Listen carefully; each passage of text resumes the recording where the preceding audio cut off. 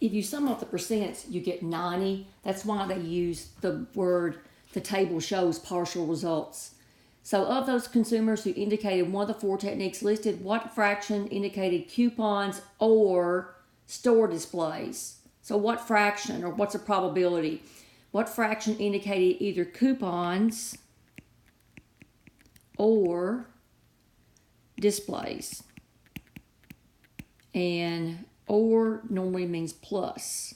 So coupons is 0.22 and displays is 0.18. And if you sum that together, you get 0.40. And then we're trying to figure out what fraction. So what's your total possibility? 0.9. And of those, 0.4 are coupons or displays, or 4 nights. So your answer is D.